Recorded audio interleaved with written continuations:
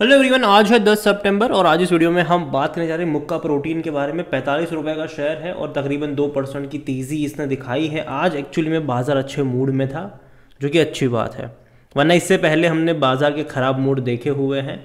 और आज बड़े कुछ दिनों बाद एटलीस्ट थोड़ी सी राहत बाज़ार ने ज़रूर ली है।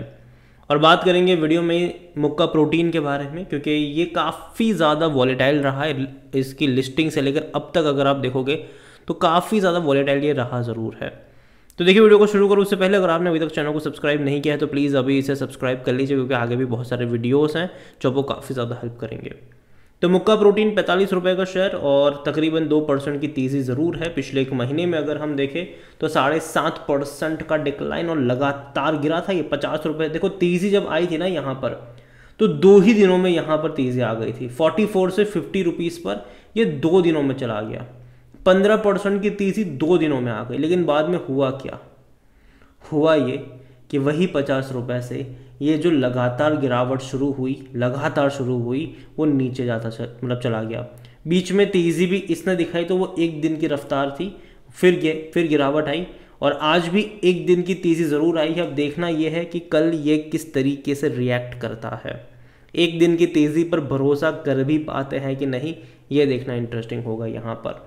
पिछले एक साल का अगर हम ग्राफ देखें तो पिछले एक साल में तकरीबन, हालांकि एक साल पुरानी इसकी लिस्टिंग तो है ही नहीं, इसी साल मार्च में आया था ये, और जैसे ही लिस्टिंग हुई थी वापस से गिरा था ये। तेज़ी दिखाई थी, 2 दिन तक वापस भागा था, तब 3 दिन तक वापस भागा, फिर लगातार गिरा था ये। और बजट के टाइम पर जब अनाउंसमेंट हुई थी निर्मला सीतारमण जी की तरफ से, इसने एक झटके में 34 रुपये से 55 रुपये का लेवल दिखा दिया। वो सिर्फ बजट के चलते आया था, ठीक है। लेकिन उसके बाद अगर आप देख रहे हो तो वो लगातार गिर रहा है। बीच में अगर अटेम्प्ट भी करे हैं तो वो नीचे ही जा रहा है। तो कहीं ना कहीं एक डाउनवर्ड ट्रेजेक्टरी ज़रूर आ रही है। बीच में जब तीसरे दिखाता है तो 2-3 दिन की बड़ी रफ्तार पकड़ ज़रूर ले रहा है, लेकिन उसके बाद हर बार ये गिर रहा है। तो कहीं ना कहीं भरोसा करना डेफिनेटली यहाँ पर मुश्किल तो नज़र आ रहा है, मुश्किल तो है ये। और वॉल्यूम अगर आज देखें तो बहुत कम क्वांटिटी में, देखो ट्रेडिंग बहुत कम हो रही है यहाँ पर, बहुत कम। 10 लाख के भी शेयर डेली के ट्रेड यहाँ पर नहीं हो रहे हैं, बहुत कम क्वांटिटी में ट्रेडिंग हो रही है। और जहाँ तक देखा जाए ऑल टाइम हाई तो वो 56 रुपीज़ का है, लो तकरीबन 30 रुपये का इसने बनाया है। मार्केट कैप इसका 1365 करोड़ के आसपास देखने को मिल रहा है। कंपनी को लेकर अगर हम बात करने जाए तो कंपनी को लेकर according to Moneycontrol user हर कोई कह रहा है खरीदारी करो, बेचने की बात कोई नहीं कह रहा, हर कोई कह रहा है खरीदारी करो भैया, खरीदारी करो। मेरा क्या ओपिनियन है वो भी मैं आगे चल के वीडियो में आपको ज़रूर बताऊंगा। लेकिन अगर हम नज़र करें यहाँ पर डिविडेंड तो भूल जाओ कि आपको ये पे करें, क्योंकि अभी जो लिस्टिंग है वो रीसेंट लिस्टिंग है और कोई उतना अच्छा खासा डिविडेंड आपको यहाँ पर इससे एक्सपेक्ट भी नहीं करना चाहिए, वो भी इस टाइम पर, क्योंकि लिस्टिंग बहुत अभी रीसेंट है तो डिविडेंड तो नहीं पे करेगा ये। और जहाँ तक बात करी जाए रिजल्ट्स को लेकर तो डेफिनेटली इनके 2024 में इनके रेवेन्यू में ग्रोथ ज़रूर आया था। सेम चीज़ अगर आप प्रॉफिट को लेकर देखो तो वो भी, क्योंकि जाहिर सी बात है जब कंपनी अपना आईपीओ तभी लेकर आती है जब पिछले कुछ क्वार्टर में अच्छा खासा इन्होंने कर लिया होता है। और जहाँ तक बात करी जाए इनकी वेबसाइट पर अगर आप देखोगे तो कंपनी का जो मेन बिजनेस है वो फिश का बिजनेस है, फिशरीज़ का जो बिजनेस है यहाँ पर, फिश मील कह लो, फिश ऑयल कह लो, फिश सोलेबल पेस्ट कह लो। इतना ही नहीं, इनका अगर हम बात करें तो कंपनी का बिजनेस इंडिया और इंडिया के बाहर भी फैला हुआ है, ठीक है। इंडिया में जो कोस्ट लाइन है कर्नाटका, महाराष्ट्र, गुजरात, वहाँ पर तो है, लेकिन गल्फ में ओमान और बांग्लादेश की अलग अलग जगहों पर भी इनके मतलब which help us in a easy raw material availability. तो कंपनी जो है वो डेफिनेटली मैन्युफैक्चर यूनिट्स इनके लोकेटेड है इंडिया में भी, अगर आप देखो तो कर्नाटक, महाराष्ट्र, गुजरात वगैरह में, जो कि अच्छी बात है। और बजट में भी जब अनाउंसमेंट हुआ था, ठीक है, तो उसका भी इनको फ़ायदा मिला ज़रूर था। लेकिन अगेन मैं कह दूँ जो भी है टेम्पररी चीज़ें हैं, लॉन्ग टर्म में यही चीज़ मैटर करेगी कि कंपनी क्वार्टर ऑन क्वार्टर कैसा परफॉर्म कर रही है, और वो देखना यहाँ पर ज़रूरी है। और जहाँ तक वैल्यूएशन की बात करी जाए तो पी रेशो इसका 19 का है, काफ़ी सस्ता लग रहा होगा आपको। सेक्टर पी 57 का है। कोई भी एनालिस्ट अपनी राय यहाँ पर नहीं दे रहा है। रीज़न यही है कि जो इसकी जो लिस्टिंग हुई है वो काफ़ी रिसेंट है और जनरली एनालिस्ट अवॉइड करते हैं ऐसे टाइम पर। लेकिन फाइनेंशियल देखो तो कुछ चीज़ें आपको यहाँ से क्लियर पता चलती है कि भाई साहब जो कंसिस्टेंसी होनी चाहिए ना वो नहीं है। जून क्वार्टर काफ़ी ख़राब था, 175 करोड़ का इनका रेवेन्यू था, जबकि इससे पहले के क्वार्टर में 260 करोड़ का था इनका रेवेन्यू। इवन पिछले साल 275 करोड़ का रेवेन्यू था, तो उसके मुकाबले रेवेन्यू बहुत हद तक गिर गया। इवन बीच में दिसंबर में 525 करोड़ का रेवेन्यू चला गया था इनका।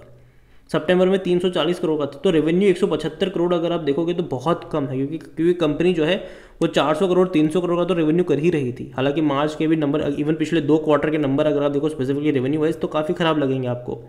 मार्च में भी जो 260 करोड़ का रेवेन्यू था वो कुछ अच्छा नहीं था, वो भी मैं उसको खराब ही मानता हूँ, ठीक है, वो कोई अच्छा रेवेन्यू नहीं था।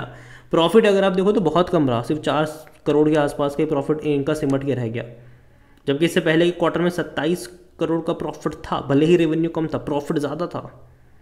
इवन उससे पहले के क्वार्टर में साढ़े, तो मतलब जो आप नंबर्स देख रहे हो ना, तो कहीं ना कहीं किसी ना किसी तरीके से जो ग्रोथ आनी चाहिए quarter on quarter, year on year, तो वो देखने को नहीं मिल रही है यहाँ पर रेवेन्यू और प्रॉफिट में। तो ये यहाँ पर सबसे बड़ी प्रॉब्लम मुझे लगती है इस कंपनी को लेकर, वो यही है कि जो quarter on quarter growth actually में एक्सपेक्टेड होनी चाहिए बाजार को लेकर, तो वो यहाँ पर देखने को नहीं मिल रही है। वो यहाँ पर सबसे बड़ी दिक्कत है मेरे हिसाब से, क्योंकि देखो जब इसका आईपीओ आना था तो उससे पहले के जो रिजल्ट्स है वो काफ़ी अच्छा आ गए थे, ठीक है, तो आईपीओ लेकर आ गए ये। अब क्या हो रहा है, वापस गिरना शुरू हो गया। अभी सितंबर के नंबर और इंटरेस्टिंग होंगे कि वो कैसे आते हैं।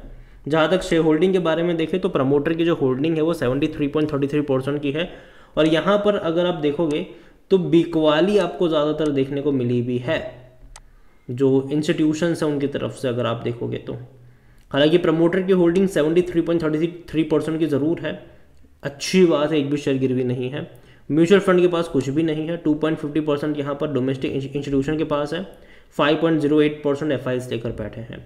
अभी आने वाले 2-3 क्वार्टर की शेयर होल्डिंग पैटर्न और इंपॉर्टेंट हो जाएगी, वो कैसे आते हैं, क्योंकि कई बार हमें देखने को मिला है कि अच्छा खासा लिस्टिंग गेन होने पर ना इंस्टीट्यूशन पे अब बिकवाली करना शुरू कर देते हैं आजकल, ये देखने को मिल रहा है हमें। यहाँ पर रिटेल की होल्डिंग अगर आप देखो तो उनकी सबसे मतलब ज़्यादा होल्डिंग प्रमोटर की बात वही है, 17.45%, 1.64% अदर पार्टीज़ के पास है। ओवरऑल अगर मैं बात करूँ मुक्का प्रोटीन की, तो अगेन कि देखो कंपनी जो है डेफिनेटली अच्छा खासा प्रॉफिट कर रही है, बहुत अच्छी बात है, लेकिन अगर आप ग्राफ देखोगे तो ऐसा होता है कि जब तेज़ी आती है तो 2-3 दिनों में भैया पूरा कामकाज मतलब यहाँ पर अच्छी खासी तेज़ी आ जाती है, पूरा खेल निपटा लेते हैं ये। उसके बाद लगातार फिर परेशानी झेलनी पड़ती है, लगातार गिरता रहता है ये। बीच में अटेम्प्ट करे थे इसने, देखो ऐसा नहीं कि नहीं करे, बीच में अटेम्प्ट करे हैं, बड़ी तेज़ी दिखाने वाले ही अटेम्प्ट करे हैं। 49 रुपीज़ से भैया ये 54 पे गया था, ये वापस गिरकर आ गया कहाँ पर, 44 पर। वापस 2 दिनों में लगातार भागकर 50 पे गया, वापस गिरकर कहाँ पर आ गया, 45 पर, 44 पर। आज हल्की सी तेज़ी यहाँ पर ज़रूर देखने को मिली है। भरोसा कर सकते हैं कि नहीं एक दिन की तेज़ी पर, मैं तो अभी नहीं कर रहा हूँ। यहाँ पर ग्राफ अगर मैं देख रहा हूँ तो वो लगातार डाउनवर्ड ट्रैजेक्टरी का है, कहीं से कोई सपोर्ट नहीं बन रहा है। तो अगेन मैं कहूँगा कि जब तक वो नहीं बनता है दूर बैठो, तमाशा देखो। इंडस्ट्री अच्छी है, कंपनी अच्छी है, लेकिन पिछले क्वार्टर ने काफ़ी ज़्यादा लोगों को निराश भी करा हुआ है, और काफ़ी रिसेंट लिस्टिंग है, उसके चलते कहीं ना कहीं जब भी तेज़ी आ रही है प्रॉफिट टेकिंग भी साथ में देखने को मिल रही है। तो यही कहूँगा कि अगेन ये मेरा पर्सनल ओपिनियन है, कोई भी इन्वेस्टमेंट एडवाइस नहीं है ये। वीडियो को यहीं पे एंड करता हूँ, पसंद आया हो तो लाइक करो, शेयर करो, चैनल पर पहली बार है तो प्लीज़ सब्सक्राइब करें। और मुक्का प्रोटीन के बारे में आप क्या सोचते हैं वो भी आप मुझे कमेंट पर लिख के बता सकते हैं। इसके अलावा अगर आप चाहते हैं कि मैं किसी और कंपनी के ऊपर भी एक डिटेल वीडियो बनाऊँ तो कमेंट में उसका भी नाम लिखेगा, जितनी ज़्यादा कमेंट आएगी उतना ही जल्दी वीडियो आएगा। Thank you.